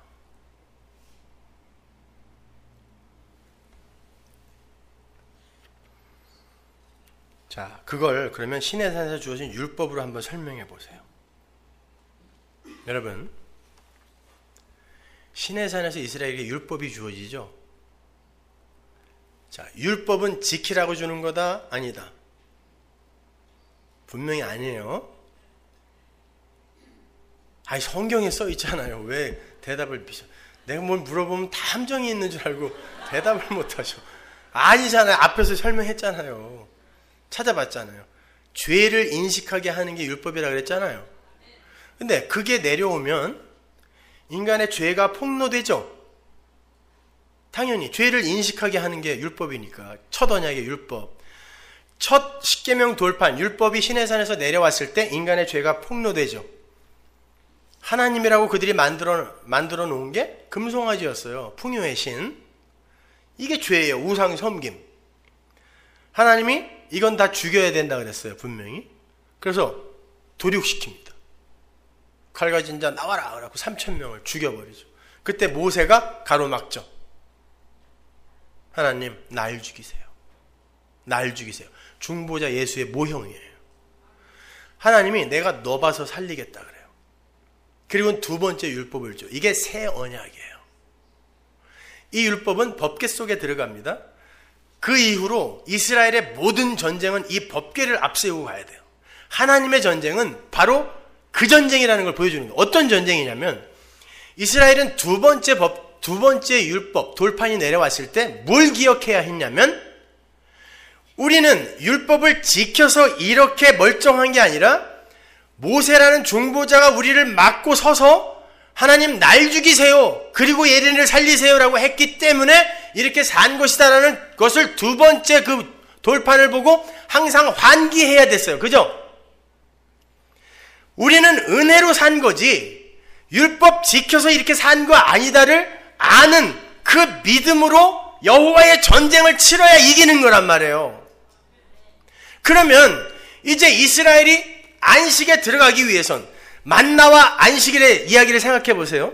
이스라엘이 광야 40년, 이게 6일이에요. 이 광야 40년 동안 배워야 할 게 뭐냐면 우리는 하나님의 은혜로 저 안식의 땅에 들어가는 거지 우리의 힘으로 들어가는 거 아니다를 알기 위해선 그러면 그들 앞에서 그 안식의 땅 앞에서 그들 대신에 누가 죽어야 되잖아요. 안식일 7일 안식일 전날 예수가 죽음으로 말미암아 안식일이 온 것처럼 교회가 완성된 것처럼 그들이 안식의 땅에 이게 히브리서란 말이에요. 그들이 안식의 땅에 들어가기 전에 그 앞에서 바로 앞에서 6일째 저녁에 누가 죽어야 된단 말이에요. 그 누구예요? 그 앞을 가로막아 섰던 모세가 죽어야 된단 말입니다. 성경은 전부 예수만 이야기하고 있는 거예요. 그래서 모세가 가나안 땅이 보이는 거기서 죽는 겁니다. 내가 죽어 너희들이 살았다는 것이죠. 그래서 세 사람 이스라엘이 은혜로 예수 여호수아 앞세워 아무 공로 없이 들어가는 거예요. 이걸 복음이라 그래요.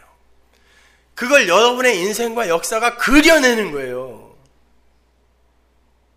기독교를 유치하게 도덕과 윤리의 수준으로 끌어내리지 말라 말입니다. 그걸 히브리서에서 이렇게 이야기를 해요. 갈라디아서 4장 보세요. 1절. 내가 또 말하노니 유업을 이을 자가 모든 것의 주인이나 어렸을 동안에는 종과 다름이 없어서 그 아버지의 정한 때까지 후견인과 청지기 아래에 있나니 이와 같이 우리도 어렸을 때 이 세상 초등학문 율법이죠 아래에 있어서 종노릇 하였더니 때가 참에 하나님이 그 아들을 보내사 여자에게서 나게 하시고 율법 아래 나게 하신 것은 율법 아래에 있는 자들을 속량하시고 우리로 아들의 명분을 얻게 하려 하심이라. 율법 아래 우리를 둔 게 누구라 그래요? 하나님이 뒀다 그래요. 마귀의 세상에 선악과 쑤셔 넣어서 내려보낸 다음에 때가 될 때까지 기다린 거죠. 그리고는 예수를 보낸 다음에 그래서 내가 예수로 너를 구원할 수밖에 없는 거야를 가르치는 거란 말이에요. 이게 역사이며 여러분의 인생이란 말입니다. 따라서 여러분이 신앙생활을 통해서 가장 먼저 고백해야 되고 가장 마지막에 고백해야 되는 게 동일하게 하나님 전 죄인입니다. 하나님의 은혜가 떠나면 언제든지 마귀의 세간일 수밖에 없는 저희니 긍휼을 베풀어 주옵소서 요거 한마디면 되는 거예요. 그거 한마디 들고 면목 없이 천국문 가서 두들기면 되는 거예요. 예수 피 갖고 왔어요. 이렇게 예수 피 갖고 왔어요. 히브리서 4장 1절 보세요. 그러므로 우리는 두려워할지니 그의 안식에 들어갈 약속이 남아있을지라도 너희 중에 혹 미치지 못할 자가 있을까 함이라. 어떤 놈이 안식에 못 들어가느냐?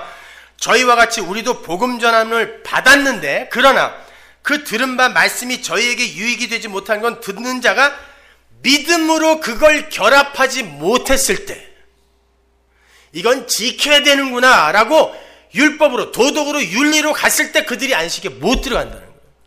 당연하죠. 뭔가 계속 해야 되니까. 그럼 안식 쉴 수가 없어요. 근데 그 말씀을 듣고 이걸 예수가 이뤄내기 위해 우리를 위해 죽으셨단 말인가? 그렇잖아요. 예수님이 이 세상에 오셔서 산상수훈, 너 형제 보고 나가라고 하면 지옥 간다. 너 네 눈이 너를 범죄케 하면 빼버려.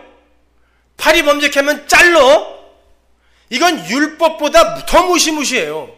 어떻게 하라는 거야 도대체?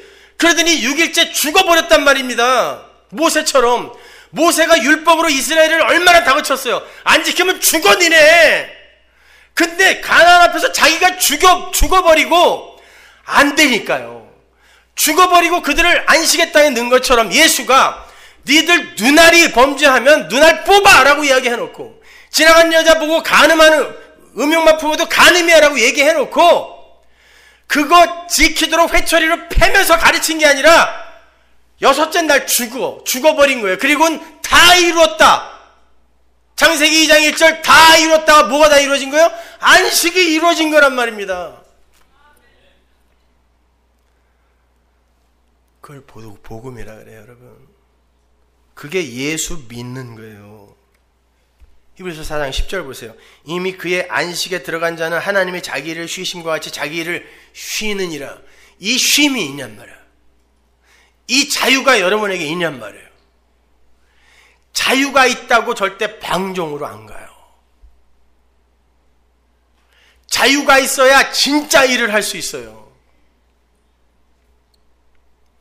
교도소에 있는 사람들 여러분 노동시키는 거 아시죠? 모르는 분은 맹구 집사님한테 물어보세요.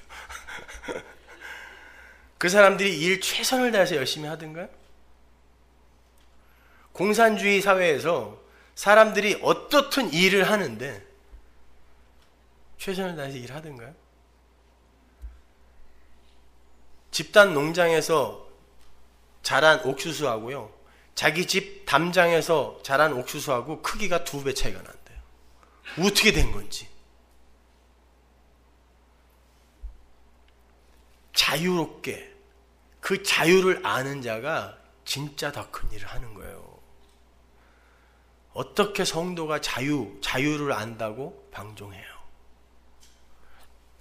천만의 말씀입니다. 그러면 말씀이, 율법이, 만나가 그렇게 우리의 어두움, 없음, 처음자리, 죄를 드러내는 거라면 말씀을 전하는 이 자리에서 제대로 전달되어지는 말씀은 어떤 말씀이어야 돼요? 여러분의 혼과 영과 관절과 골수를 쪼개서, 이건 수술을 한다는 뜻이죠. 수술은 누구에게 필요해요?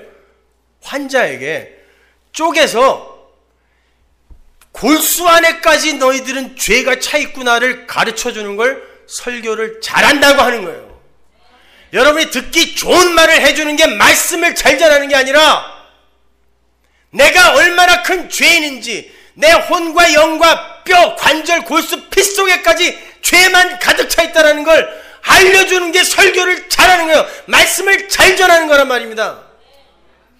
그래서 히브리서 기자가 안식의 이야기를 쭉 하다가 갑자기 말씀 이야기를 하는 거예요.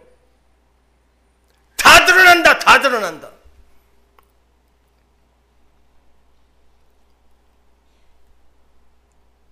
그게 부담스럽습니까?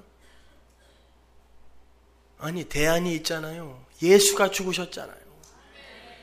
행복해 하셔야죠, 오히려.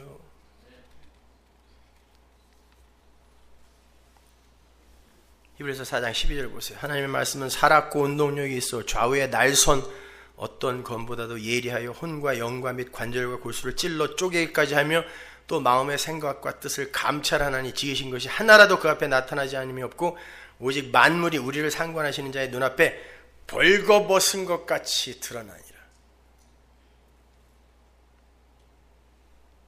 말씀 앞에 여러분은 벌거벗겨져서 드러나야 돼요.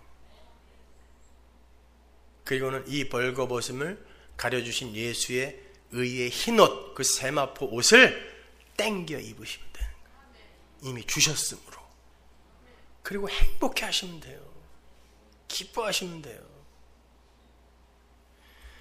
이사야서 57장 1절 보세요. 의인이 죽을지라도 마음에 두는 자가 없고 자비한 자들이 최하여감을 입을지라도 그 의인은 화액전에 최하여감을 입은 것인 줄로 깨닫는 자가 없도다. 그는 평안에 들어갔나니 무릇 정로로 행하는 자는 자기들의 침상에서 편히 쉬느니라. 이사야는 성도가 이 세상에서 그렇게 나는 없습니다 라고 죽는 걸 평안으로 들어간다 그래요. 그러니까 여러분은 죽기 위해 사는 거예요. 여러분의 옛사람이 이 세상에서 죽는 그 마지막 최종 지점이 육이 죽는 자리거든요. 그 자리에서 우리는 안식, 평안으로 들어가는 거예요. 그걸 아는 이는 죽음이 두렵지 않아요. 뭐가 두려워 그게요? 사망아 문 열어라. 내가 이제 들어간다. 우리 아버지한테 들어간다. 문 열어. 그리고 갈 수 있는 거예요. 뭐가 두려워요? 이놈의 그냥 수명이 100살이 돼버렸으니 언제 미치겠어요 아주. 왜 몇 년 새에 그렇게 늘어난 거예요? 다 온 줄 알았더니. 죽음이 왜 두려워요? 근데 그 죽음이 안 두려운 사람이 무엇 딴 게 두려워요? 여러분은 신앙생활을 통하여 말씀을 통하여 살아계신 하나님만 배우면 돼요. 하나님은 열심히 자기를 그려내고 계시단 말이에요. 근데 그거 안 되고 있잖아요 지금.